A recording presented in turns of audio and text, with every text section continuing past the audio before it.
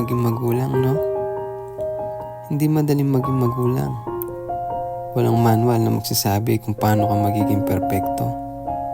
At wala rin pahinga ang responsibilidad. Araw-araw, puno ng pagsubok.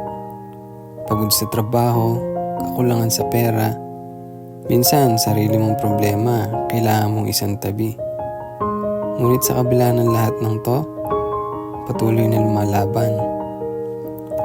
Dahil may mga anak ka na umaasa at nangangailangan.